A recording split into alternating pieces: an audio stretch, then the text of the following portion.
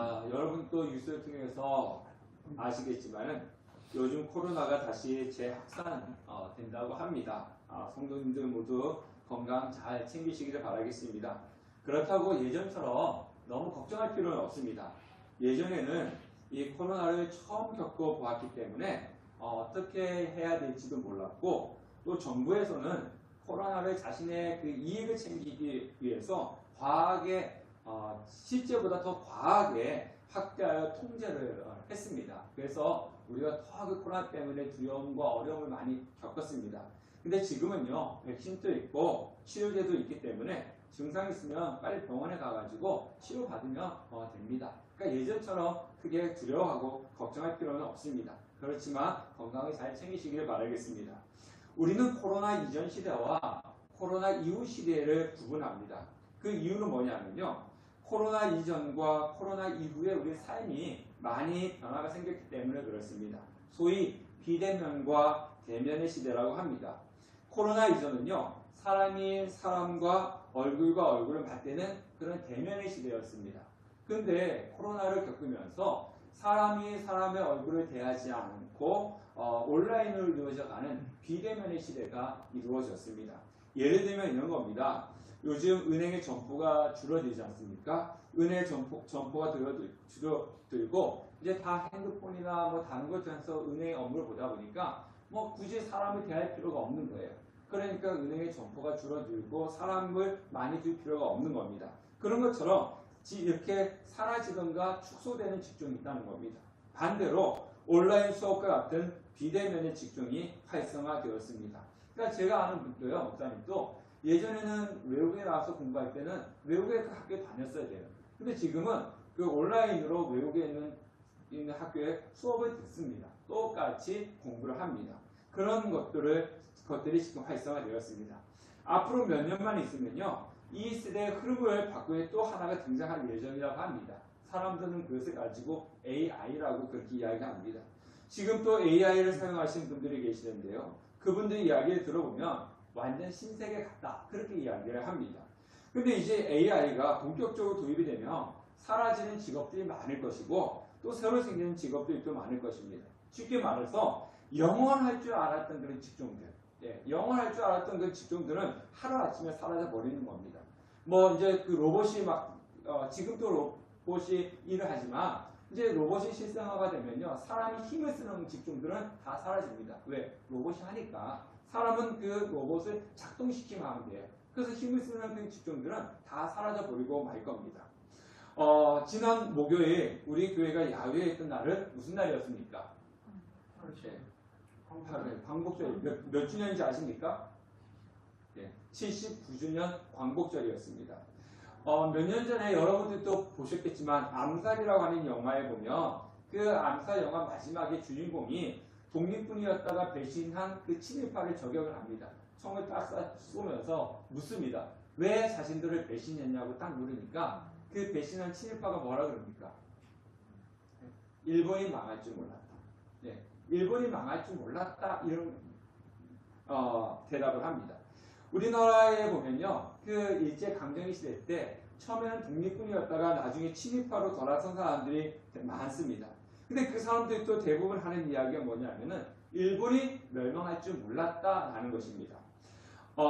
일본이 청나라하고 싸워서 청일전쟁에 승리했지 않습니까? 또 러시아하고 싸워서 러일전쟁에서 또 승리를 했습니다.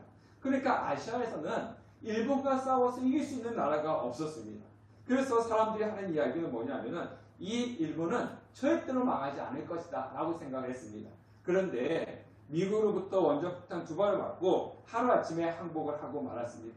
그렇게 일본이 망할 것이라고는 아무도 생각하지 못했다는 겁니다. 이 땅에 영원한 것은 없다는 겁니다. 영원할 것 같은데, 절대로 무너지지 않을 것 같은데, 절대로 망하지 않을 것 같은데 하루아침에 멸망한 것들이 참 많이 있다는 겁니다. 영원한 것은 오직 하나님 한 분밖에 없다는 거죠. 우리는 7월부터 예레미야서를 살펴보았고요. 오늘 이 예레미야서를 마무리할 겁니다. 뒤에 조금 남아있긴 하지만 이 예레미야의 모든 것은 51장에 마무리된다고 보시면 됩니다. 자, 하나님을 떠난 남유다가 하나님을 떠난 남유다에게 하나님께서 예레미야 선지자를 보내서 하신 말씀이 뭡니까? 7, 8월달에 계속 말씀하셨잖아요. 너희들은 멸망할 것이다. 바벨론에게 멸망할 것이다. 그러니까 빨리 항복하고 하나님 앞에 돌아와라. 이것이 하나님께서 예레미야를 통해 주시는 예레미야서의 말씀이었습니다. 그런데 이스라엘 백성들은 어땠습니까? 하나님의 성전이 예루살렘에 있는데 어떻게 이것이 멸망할 수 있느냐? 절대로 멸망하지 않는다라고 하는 거짓 선지자들의 이야기를 듣고 성전에서 제사를 열심히 드렸어요. 그렇지만 하나님 믿지 않았어요. 우리가 똑같습니다. 무슨 얘기냐면 주일에 예배를 열심히 오지만 하나님을 믿지 않는다는 거예요. 그런 형식적인 종교생활을 했어요. 그래서 그들은 멸망하고 말았습니다. 오히려 예레미야 선지자를 학대하고 박해하였습니다. 남유다가 바벨론에 멸망을 당하고 수많은 사람들이 포로로 잡혀갔습니다. 자, 이것이 끝나지 않고 지난 주일에 살펴본 대로 만군의 하나님은 이스라엘뿐만 아니라 그 주변에 있는 이방 민족들도 다 심판하시겠다고 말씀을 하고 계시는데 예레미야 마지막에 심판하시겠다고 하시는 나라가 어디냐면은 바벨론입니다. 자, 이 예루살렘을 멸망시킨 그 바벨론의 심판에 대한 말씀이 오늘 우리가 읽은 말씀이라는 겁니다. 자, 그러면요, 금요일에 이 말씀에서 하나님께서 바벨론을 심판하시겠다고 하신 그 이유가 있어요. 그거는 뭐냐면은 이 교만 때문입니다. 자, 무조건 바벨론이 교만한 것이 아니라 그 당시의 상황을 보면요, 바벨론이 교만할 수밖에 없는 이유가 있었다는 거죠. 자, 바벨론이라는 나라는 예레미야 선지자가 활동할 때 가장 강대국이었고 최고의 국가였습니다. 그러니까 주위에 있는 나라들이 감히 넘볼 수 없는 정말 그런 넘사벽과 같은 그런 나라였습니다. 어느 누구도 그들의 힘과 지혜를 따라갈 수 없었고요. 어떤 나라도 그 나라를 정복할 수가 없었어요. 그래서 바벨론 자신이 뭐라고 생각했냐면 이 땅에는 우리나라를 정복할 수 있는 나라는 아무도 없다. 우리나라보다 더 강한 나라는 아무도 없다. 그러니까 이 땅에서는 우리가 최고다. 어떤 나라도 우리를 넘어뜨릴 수 없다. 그러면서 스스로 교만했다라는 것입니다.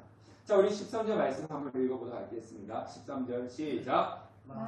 물가에 살면서 재물이 많은 자여 내 재물의 한계 곧 내 끝이 왔도다. 자, 많은 물가에 산다. 우리가 잘 알고 있듯이 인류의 그 4대 문명 발상제가 있었나요? 그죠? 아주 오래전에 학교 다니셔갖고 기억이 가물가물하십니까? 4개 4대 문명 발상제가 있는데요. 그 중에서 가장 발달한 문명이 어디입니까? 메소포타미아 문명이지 않습니까? 그 메소포타미아 문명에는 강이 두 개를 흘러요.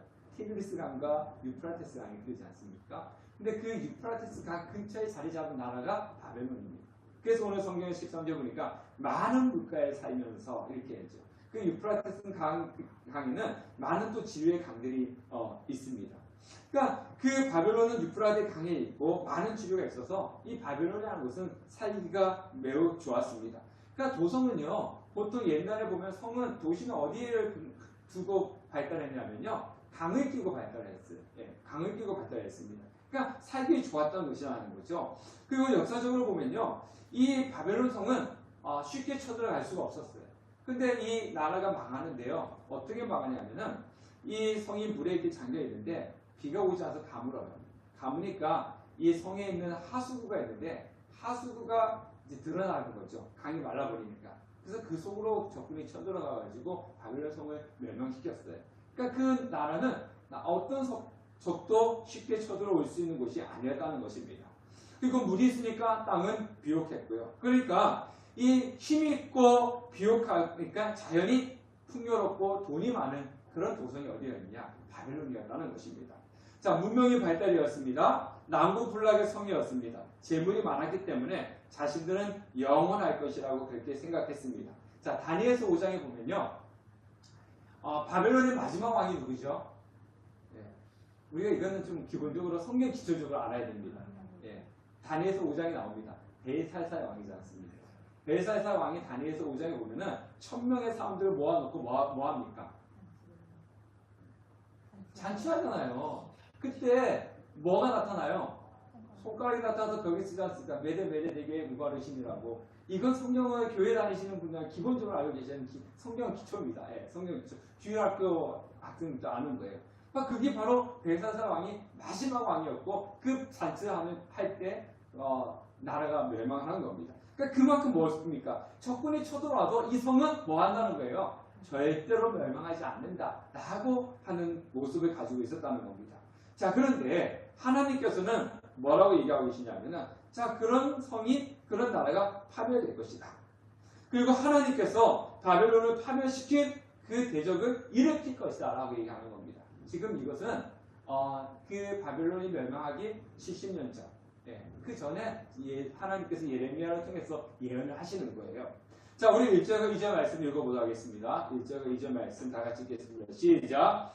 여호와께서 이와 같이 말씀하시되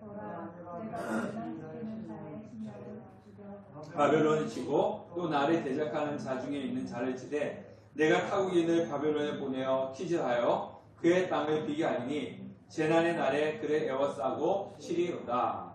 여기 앞에 보세요. 자, 하나님께서 뭐 하실까 그럽니까? 이 바벨론을 칠 사람을 부추겼다는 거예요. 마음을 부추겨서 이 바벨론을 치고 그리고 하나님을 대적하는 자를 치겠다라고 그렇게 말씀을 하고 계십니다. 자, 다니엘서 2장에 보면 느부갓네살 왕이 꿈을 꿉니다. 느부갓네살 왕이 꿈을 꾸는데 어떤 꿈을 꿔요? 금신상. 네, 그렇죠. 금신상. 다들 표정이 그런 내용이 있었어. 처음 들어보는데 그런 표정을 짓고 계시는데, 제가 말씀드렸잖아요. 이거는 주일학교 수준이라고. 이 느부갓네살 왕이 꿈을 꿨어요. 꿈을 꿨는데 이 사람이 얼마나 괴팍했냐면요. 꿈을 꾸고 난 이후에 그 수객들 신하들한테 내가 꿈을 꿨는데 내가 어떤 꿈을 꿨는지 모르겠다. 여러분들 자고 일어나면 꿈을 꾸는 적 있잖아요. 꿈을 꿨는데 생각이 안 나는 꿈이 있어요.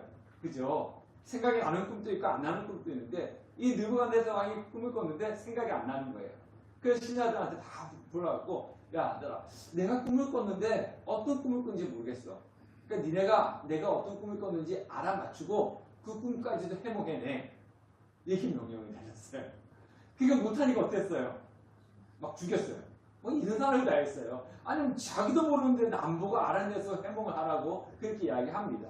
그때 하나님께서 이 다니엘이 기도한 이후에 하나님께 주신 지혜로 그 꿈을 해몽해 줍니다. 자, 느부갓네살 왕의 꿈이 뭐냐면 큰 신상을 봤어요. 큰 신상을 봤는데 머리는 뭘로 되어 있어요? 머리는 정금으로 되어 있었어요. 금으로 되어 있었습니다. 그리고 이 가슴은 뭘로 되어 있었습니까? 은으로 되어 있었습니다. 은으로 되어 있고 배와 다리는 노수로 되어 있고 종아리는 쇠로 되어 있었는데 발은 얼마 일부는 쇠고 얼마 일부는 진흙이었습니다. 자, 그러면서 다니엘이 해몽해 준 게 뭐냐면 이 머리의 정금은 느부갓네살 왕 당신을 이야기하는 겁니다. 이 바벨론 땅 나라를 이야기하는 겁니다. 그렇게 이야기합니다. 그러면서 하는 이야기가 뭐냐면 그 뒤에 그 가슴은 뭘로 되어 있다고 그랬어요? 은으로 되어 있죠. 여러분들 정금이 비쌉니까? 은이 비쌉니까? 금이 비싸요? 은이 비싸요? 뭘 그런 거 물어보시고, 당연히 금이 비싸죠. 금이 귀하지 않습니까? 그러니까 이 금은 느부갓네살 왕 당신 바벨론을 이야기하고 은은 당신의 나라를 정복한 나라를 의미합니다. 그러면서 다니엘이 하는 얘기가 뭐냐면 당신보다 조금 못한 나라가 일어나가지고 이 나라를 멸망시킬 겁니다. 그렇게 이야기하는 거예요. 자, 그러면 여기서 보니까요. 자, 우리는요, 이 나라가 망할 때, 한 나라를 망하려면은 어떤 나라가 와서 멸망을 시킵니까? 더 힘있고, 더 강한 나라가 와가지고 멸망을 시키는 것이지, 연약하고 약한 나라가 강한 나라를 멸망시키지는 않습니다. 그죠? 근데 지금 다니엘은 뭐라고 그러냐면은, 당신보다, 이 나라 바벨론보다 더 연약한 나라가 와서 이 나라를 멸망시킬 겁니다. 이렇게 이야기합니다. 이건 뭡니까? 이 자연의 이치로서는 일어날 수가 없다는 거죠. 누가 한다는 겁니까? 하나님께서 하신다는 겁니다. 하나님의 섭리 속에서 이 나라는 이 나라보다 조금 못한 나라가 와서 멸망을 시킬 겁니다. 그렇게 이야기하는 겁니다. 하나님께서 하신 일이라는 겁니다. 하나님의 심판으로 바벨론이 멸망을 한다는 겁니다. 자, 7절과 8절 읽어보겠습니다. 자, 앞에 보세요. 우리 예배 시간에는 집중하셔야 됩니다. 다른 거 보지 마시고요. 다 같이 읽겠습니다. 시작. 바벨론은 여호와의 손에 잡혀 있어 온 세계가 취하게 하는 금잔이라. 문 민족이 그 포도주를 마심으로 미쳤도다. 바벨론이 갑자기 넘어져 파멸되리니 이로 말미암아 몰라. 그 상처를 위하여 유황을 구하라. 혹 나으리라. 자, 바벨론이 8절을 보니까 어떻게 된다고요? 갑자기 넘어져 파멸될 것이다. 그러니까 멸망하지 않을 것이라고 생각했는데 하루아침에 멸망한다는 겁니다. 근데 7절에 보니까 바벨론은 어떤 것이라고 이야기합니까?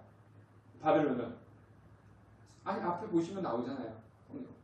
뭐라고요? 바벨론은 뭐라고요? 아니 7절에 바벨론은 여호와의 손에 잡혀 있어 원세가 취하게 하는 금잔이다. 바벨론은 금잔이라고 그렇게 이야기를 하고 있습니다. 자, 그 금잔 안에 뭐가 있습니까? 포도주가 있고 문민족들은 뭐가 있습니까? 그 금잔에 있는 포도주를 마시고 뭐 했다고 합니까? 미쳤다. 자, 이거 잘 보셔야 됩니다. 자, 핸드폰 보지 마시고 저 보시고 앞에 보세요. 자, 여러분들 금으로 된 숫잔 보신 적 있으십니까? 금 그릇 보신 적 있으십니까? 저는 봤어요. 박물관 가서 봤어요.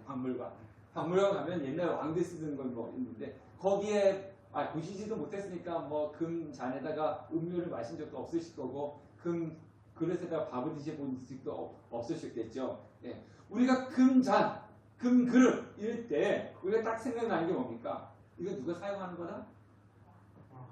왕, 권력적, 돈 많은 사람들이 사용하는 것이지 우리 같은 사람은 보지도 못하고 만지지도 못하는 거다. 우리가 이렇게 딱 떠오르지 않습니까? 자, 그런데요. 바벨론을 갖다가 지금 뭐라 얘기하고 있습니까? 금잔이다. 이렇게 이야기하고 있습니다. 금잔. 자, 그러면요. 이 금잔이라고 하는 것은 부귀를 의미하고요. 그 다음에 큰 권세를 의미를 합니다. 자, 그런데요. 그러니까 바벨론은 금잔이다 라고 할 때 뭡니까? 이 바벨론은 부귀, 돈을 갖고 있는 나라고, 그 다음에 또 뭘 갖고 있어요? 권력. 왕이지 않습니까? 왕이 금잔이니까 권력과 큰 부귀를 갖고 있는 나라가 어디다? 바벨론이다. 자, 그런데 오늘 성경을 보니까 문민족들이 그 포도주를 마셨다라고 이야기합니다. 자, 결국 마심으로 미쳤다라고 얘기하는데 이것은 무슨 얘기냐면요. 문민족들은 모든 사람을 이야기합니다. 그러니까 이 문민족들이 포도주를 마심으로 미쳤다는 것은 사람들마다 부귀와 권세를 추구하기 위해서 미쳤다는 거예요. 그러니까 지금 무슨 얘기냐면은 바벨론은 권력도 있어요. 힘도 있어요. 돈도 있어요. 그게 바로 금잔인데 주위에 있는 나라들이 그 바벨론을 바라보면서 어땠다는 겁니까? 나도 우리나라도 바벨론처럼 뭘 갖고 싶다? 부귀를 갖고 싶고 권세를 갖고 싶은 마음인데 그 부귀와 권세를 가지려고 뭐 했다는 겁니까? 미쳤다는 거예요. 그거의 이야기를 하고 있는 겁니다. 그러니까 그래서 바벨론은 모든 나라를 취하게 하여 미치게 하는 겁니다. 모든 나라를 취하게 해서 미치게 하고 이스라엘이 망한 것도 바벨론을 부러워해가지고 그 바벨론처럼 부귀를 갖고 권력을 가지려고 미쳐버렸다는 거예요. 그래서 하나님을 떠난 거예요. 그래서 멸망을 당한 겁니다. 자, 그러면 이러한 바벨론 모습이 오늘 이 세상에 속한 나라들, 이 세상에 있는 사람들, 모든 사람들이 추구하는 모습이라고 하는 겁니다. 특히 요한계시록에 보면은 이런 부분을 상세하게 말씀하고 있는데요. 지금 온 세상의 사람들은요, 바벨론의 금잔에 취해서 미쳐버린 겁니다. 그러니까 바벨론이 가지고 있는 권력을 갖기 위해서, 바벨론이 가지고 있는 재물을 취하기 위해서 무엇이든지 다 하는 세상이 무엇이든지 다 하는 것이 지금 살아가고 있는 우리의 모습이라는 거예요. 미쳐버렸다는 겁니다. 자, 인간은요, 옛날에도 지금도요, 권력을 차지하기 위해서 어땠습니까? 옛날 왕들 자신의 왕권을 유지하기 위해서 어떻게 했어요? 전쟁도 하지만 아들도 죽였어요. 또 누구도 죽였어요? 아버지도 죽였어요. 왕자리 차지하기 위해서 아버지 죽이고 아들도 죽이고 힘도 죽이는 것이 인간이었습니다. 옛날도 그렇고 지금도 그렇습니다. 또 재물 때문에, 돈 때문에 누구도 죽입니까? 가족들도 죽이잖아요. 우리 뉴스 나오지 않습니까? 돈 때문에 서로 형제들끼리 싸우고 형제들끼리 죽이고 뭐 다른 사람들도 마찬가지고요. 자신의 이익을 취하기 위해서 그 뭐 초등학생까지 그 애들도 뭐 그냥 팔아넘기고 뭐 착취하고 돈 때문에 이 세상이 미쳐가는 겁니다. 심지어는 돈 때문에 영혼까지도 팔아버릴 정도라고 합니다. 그러니까 이 세상의 사람들이 이 바벨론의 금잔을 취하기 위해서 문 나라들이 미쳤다는 것입니다. 자, 그러면 이런 미친 바벨론에서 미친 바벨론 세상에서 성공하는 것이 복일까요? 아니면 탈출하는 것이 복일까요? 네? 탈출. 그렇죠. 미친 세상 속에 있는 것이 복일까요? 아니면 미친 세상에 나오는 것이 복일까요? 미친 세상에 나오는 것이 복이죠. 예. 그래서 6절에 보면요. 미친 바벨론에서 도망하여 6절에 보면 미친 바벨론에서 도망하여 나와 생명을 구하고 끊어지지 않게 하라고 그렇게 말씀하고 있습니다. 바벨론의 죄에 참여하지 말고 그가 받은 재앙을 받지 말라. 그러니까 바벨론에 미련을 주지 말라라고 이야기를 하고 있습니다. 자, 그러면 이런 미친 세상에 미련을 두었다가 멸망한 사람이 있죠. 우리 지난주에 주일 설교 말씀이 어느 족속에 대해서 설교했습니까? 기억하십니까? 일주일 지났는데 네? 모압은 50점. 모압의 동생 암몬. 네, 암몬 얘기했잖아요. 제가 그래서 암몬이 죄가 뭐였습니까? 유다가 멸망하는데 그 빈자리를 뺏긴 땅을 자기들이 차지했다. 그죠? 남의 괴로움을 자신의 이익으로 챙겼던 것이 모압 족속의 죄였지 않습니까? 그런데 자, 모압 족속의 아버지가 누구예요? 모압 족속, 모압과 암몬 족속의 아버지가 누굽니까? 네? 처음 들어보셔요? 아니, 우리 사모님 대답하지 말고. 네? 모압과 암몬의 아버지가 누구예요? 힌트를 좀 주세요. 아브라함의 조카. 네. 아이, 참, 일주일밖에 안, 이건 주일학교 수준이라니까요. 주일학교 수준. 이거 뭐, 그때 대답하시는 분은 근데 나머지 분은 그런 사람이 있었어. 이런 표정인데, 그렇게 신앙생활 하시면 안 됩니다. 예. 자, 근데 이 롯이 누구를 통해서 모압과 암몬을 낳았어요? 지난주에 설교했단 말이에요. 딸들을 통해 갖고 모압과 암몬을 낳지 않습니까? 그러면 이 롯의 부인이 누구예요? 이름은 몰라요. 이름 성경 안 나오니까 모릅니다. 근데 롯의 부인이 있었는데 소돔과 고모라가 멸망할 때 하나님의 은혜로 롯과 그의 아내와 두 딸이 나오지 않습니까? 그 도망가지 않습니까? 도망가는데 롯의 아내가 어떻게 했어요? 뒤돌아봐서 뭐가 됐어요? 소금기둥. 네, 그건 아시네요. 뒤돌아봐서 소금기둥이 되었지 않습니까? 왜 뒤돌아봤을까요? 재물 때문에. 네, 미련 때문에. 아쉬워. 내 재산이 저기 있는데, 내 물건이 저기 있는데 뒤돌아보다가 소금기둥이 됐어요. 네. 그것처럼 우리는 이 바벨론의 미련을 두지 말고 빠져나가는 것이 생명을 보존하는 겁니다. 네. 그래서 결국은 왜 그러느냐? 바벨론이 멸망하기 때문에 이 세상은, 미쳐있는 세상은 멸망하기 때문에 자꾸 이 세상에 미련을 두지 말라는 거예요. 네. 그 미련을 두지 말고 빨리 빠져나가야지만이 생명을 구할 수가 있다는 겁니다. 결국은 바벨론이 망하게 됨으로써 이스라엘 백성들은 예루살렘으로 돌아올 수 있게 되었던 겁니다. 자, 9절과 10절 한번 읽어보도록 하겠습니다. 다 같이 읽겠습니다. 시작. 우리가 바벨론을 치료하려 하려도 낫지 아니한즉 버리고 각기 고향으로 돌아가자. 그 화가 하늘에 비쳤고 궁창에 달하여 쓰미로다. 여호와께서 우리 공의를 드러내셨으니 오라 시온에서 우리 하나님 여호와의 일을 선포하자. 자, 바벨론이 멸망해서 어디로 가게 되는 겁니까? 고향 예루살렘으로 돌아가지 않습니까? 그러면서 가서 하는 소리가 뭐 하라 그럽니까? 하나님의 일을 선포하자. 하나님께서 어떻게 이 바벨론을 멸망시키고 우리를 이곳에 돌아오게 하셨는지 그것을 선포하자. 이렇게 이야기합니다. 그래서 시편 126편에 보면요. 시온으로 올라갈 때 예루살렘으로 돌아올 때 꿈꾸는 것 같았다. 그러니까 왜? 이 나라가 멸망할 것 같지 않았는데 갑자기 멸망해서 우리가 예루살렘으로 돌아왔다는 거예요. 그 돌아온 것이 뭐 하는 것 같다? 네, 우리가 그러지 않습니까? 정말 막 좋은 일이 생기면 어때요? 야, 엮고 싶어봐. 이 꿈이야? 생시야? 그렇게 이야기하지 않습니까? 그러니까 그 바벨론이 멸망하고 자신들이 예루살렘 돌아온 것이 이게 진짜 현실이 아니라 꿈같이 여겨졌다는 거예요. 하나님이 그런 일을 했기 때문에 그래서 선포하라 이렇게 이야기하는 겁니다. 자, 그러므로 우리는 예수 믿는 사람이잖아요. 자, 우리는 예수 믿는 사람이라면 뭘 알아야 되냐면은 우리가 이 세상을 떠나서 살 수가 없어요.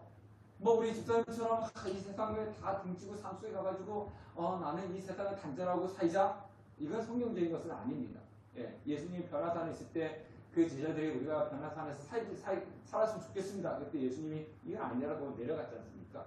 그러니까 이 세상에 등지고 혼자 사는 것은 성경적인 것은 아니에요. 우리는 세상에서 세상을 변화시켜야 되는 건데, 근데 우리가 알아야 될 게 뭐냐면, 예수 믿는 사람들 알아야 될 게 뭐냐면, 바벨론은 미쳤다는 것을 알아야 된다는 거죠.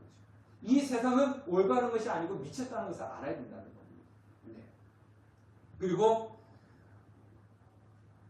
미쳤다는 것을 알고 이 세상을 하나님의 말씀으로 뭔가 제대로 바꾸려고 하는 그런 마음을 가지고 있어야 되는데, 이 미쳐가는 세상을 보면서 이 미쳐가는 세상 속에 같이 미쳐가는다는 것은 뭡니까? 우리가 어디에 취했기 때문에 그런 겁니까? 네, 금잔에 있는 포도주에 취했기 때문에. 이 세상의 사고에 우리가 취했기 때문에 같이 미쳐가는 거예요. 우리는 이 세상에 미쳤다는 것을 알고, 그리고 이 세상에 같이 미쳐가는 것이 아니라 이 세상에 미쳤다라고 선포할 수 있는 것이 바로 성도라고 하는 것입니다. 그리고 우리가 쫓아가야 될 것은 어디냐면 바로 예수 그리스도라는 겁니다. 자, 앞에서 말씀드린 대로 바벨론은 비옥한 땅이었어요. 재물도 많았습니다. 근데 오늘 성경에 보니까 아까 13절에 보니까 한계가 있었다라고 그렇게 이야기합니다. 자, 그러면 우리가 가지고 있는 환경이 훌륭하다고 해가지고 오래 잘 사는 것은 아니죠. 하나님의 진노를 받지 않아야 되는 것입니다. 오늘 성경에 보면은 계속 보복한다 이렇게 이야기를 하고 있지 않습니까? 그러니까 세상적으로 아무리 강해 보이는 것이라 할지라도, 아무리 높아 보이는 것이라 할지라도, 아무리 화려하게 한 것이라 할지라도 하나님께서 여기까지야 라고 줄을 쫙 꺼버리면은 그건 어디까지예요? 거기까지입니다. 네. 인간이 볼 때는 아무리 화려한 것이 영원할 것 같지만은 하나님께서 아니야, 너희는 여기까지야 라고 줄을 꺼버리면 거기까지 되는 거예요. 그래서 누가복음에 보면 그러지 않습니까? 어떤 사람이 그의 소출이 되게 많았어요. 그래서 이제는 창고를 더 많이 짓자, 창고를 더 많이 지어가지고 이 창고에 가득 채워놓고 나는 오늘 이제부터는 더 일하지 않고 그냥 놀고 먹자라고 하니까 하나님 뭐라고 했어요? 어리석은 자야.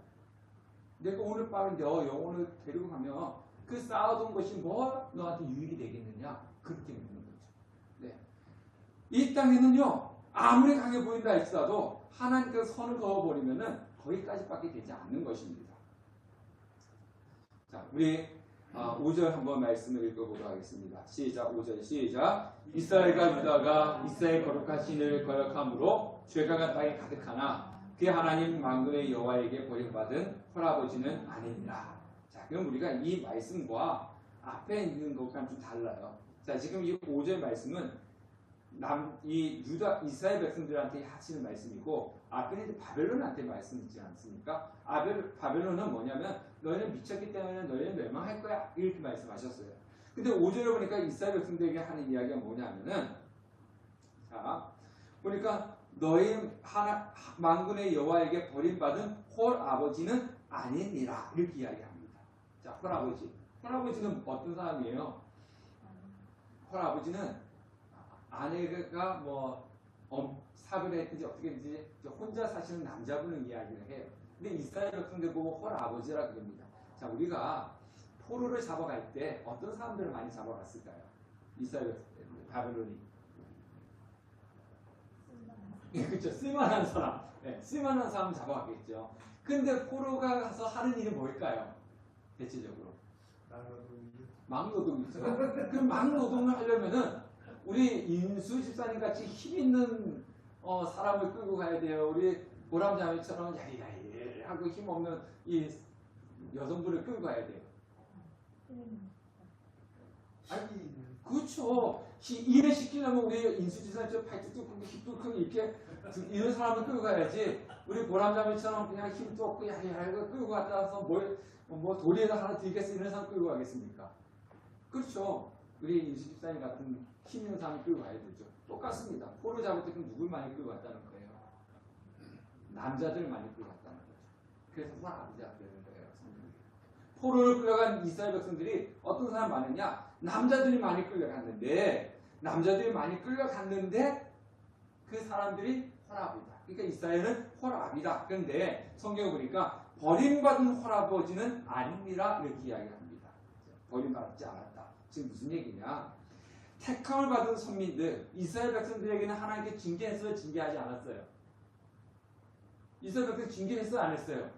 징계 안 했어요. 했잖아요. 예루살렘 성이 멸망했잖아요. 예. 예루살렘이 멸망했고 포로에 끌려갔지 않습니까? 이거 징계죠. 그런데 징계는 했지만 하나님께서 뭐 하진 않았다고요? 버리지는 않았다는 거예요. 바벨론을 멸망시켰잖아요. 버렸지 않습니까? 근데 이스라엘 백성들은 징계를 했지만 하나님께서 버리지 않았다는 거예요. 자, 징계는 하나님께서 징계는 유대인들에게 더, 이스라엘 백성들에게 더 많이 했을까요? 이방 민족들에게 더 많이 했을까요? 징계는. 그렇죠. 이스라엘 백성들에게 더 많이 했죠. 왜 그랬을까요? 미운 짓을 많이 했어요. 네, 미운 짓을 많이 해서 징계를 했고 또 그 말씀도 맞아요. 하나님 택한 백성. 그렇죠. 하나님 택한 백성입니다. 또 그것도 맞아요. 근데 이제 그것을 완전하게 이어주지는 못해요.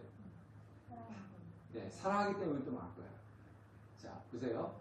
왜 하나님께서 이방 민족보다 이스라엘 백성들의 징계를 많이 했냐면요. 이들을 멸망시킬 수 없었기 때문에. 멸망시킬 수 없으니까 어떻게 해요? 징계에서 계속 돌아오라고 하는 거고 이방 민족도 뭡니까? 그냥 멸망시켜버리는 거죠. 자, 우리 생각해 보세요. 자, 우리 아들이 있지만 우리 제가 뭐라 얘기하면은 우리 아들이 뭐라 그럽니까? 아빠는 맨날 뭐 한다고요? 그렇죠. 잔소리 한다고 그러죠. 옆집 아저씨가 잔소리 하겠습니까? 옆집 아저씨는 잔소리 안 해요. 아버지니까 잔소리 하는 거예요. 왜 잔소리 합니까? 잘 되라고. 잘 들어가는 거죠. 잘 들어가는데 잔소리는 그래요. 자녀들은 맨날 부모는 아빠는 잔소리 한다고 뭐 우리 집사님 형수 내가 알아서 할게 근데 아니 다른 자식은 잔소리 안 해요. 왜? 가서 넘어지든지 뭐 하든지 그죠? 근데 내 자식은 잘 돼야 되니까 그래서 못하니까 이렇게 해라 저렇게 해라 잔소리 하는 거예요. 하나님도 똑같습니다. 하나님도 이스라엘 백성들한테는 자기 자녀니까 뭐 하는 겁니까? 조금만 못해도 채찍을. 그렇죠. 채찍은 징계하는 거예요. 돌아오라고 그렇게 살면 안 된다고 이렇게 해야 된다고 하는 거예요. 근데 이방 민족은 뭡니까? 그냥 버려버리는 거죠. 하나쯤 멸망시켜버리는 거예요. 그런 차이가 있단 말이에요. 그래서 오늘 5절 말씀에 하나님께서 뭐라고 했냐면 이스라엘과 유다가 이스라엘 거룩하신 일을 거역했단 말이에요. 하나님을 거역하고 죄가 땅에 가득했습니다. 가득하나 5절에 보니까 하나님이 어떻게 했다고요? 만군의 여호와에게 버림받은 허락이가 아닙니다. 이렇게 이야기하는 거예요. 근데 앞에 우리가 오늘 성경 다 읽지는 않았지만요. 11절부터 보면요. 우리 11절 성경 잠깐 읽어보세요. 11절 잠깐 읽어보겠습니다. 성경 보십시오. 이수전이 성경 보십시오. 여기 없습니다. 11절 다 같이 한번 읽어보겠습니다. 잠깐요. 우리 빨리 펴세요. 네. 성경 펴야지 뭐 저것도 폈다 뭐 1136페이지. 1100 구약성경 1136페이지 51장 11절 말씀.